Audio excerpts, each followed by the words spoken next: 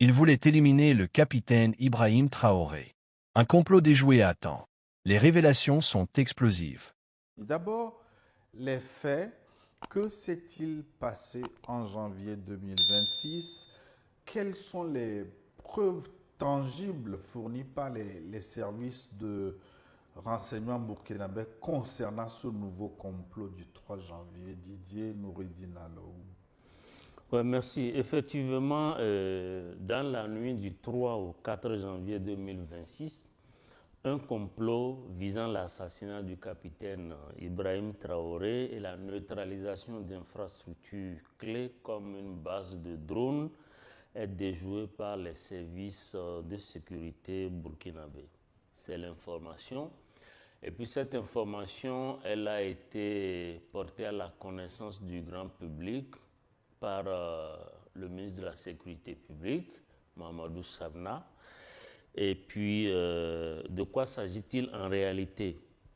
Il y a eu effectivement un complot qui vise à tuer, pour utiliser des termes précis, à éliminer physiquement le capitaine Ibrahim Traoré, soit en tirant sur lui à bout portant ou en procédant par des explosifs et même par des procédés de pose de mine dans le domicile présidentiel.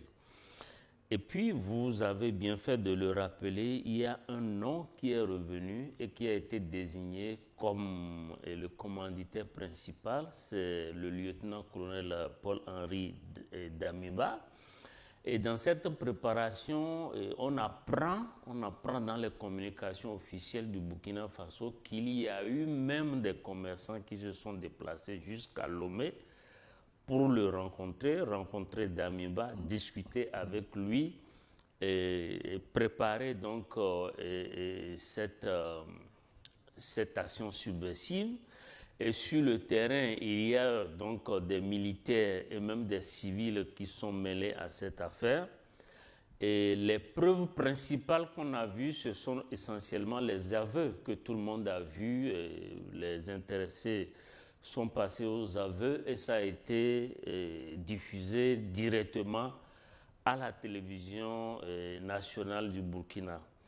Et donc, on parle aussi de financement qui soit venu de la Côte d'Ivoire. Donc, très clairement, il y a un triangle opérationnel, c'est-à-dire que Paul-Henri Damiba au Togo et certains civils burkinabés qui sont exilés en Côte d'Ivoire et la partie opérationnelle, c'était donc au Burkina, à Ouagadougou.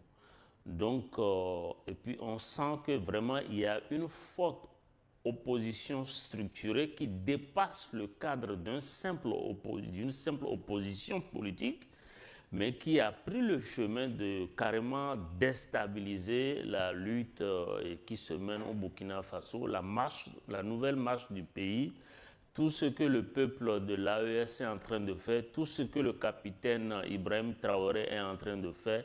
Et ceci, évidemment, est déplorable. Merci d'avoir suivi cette vidéo sur Info Afrique Sahel. Si ce contenu vous a plu, n'oubliez pas de liker, de vous abonner et d'activer la cloche pour ne rien rater de l'actualité du Burkina Faso et de l'AES. On se retrouve très bientôt pour une nouvelle émission. À très vite.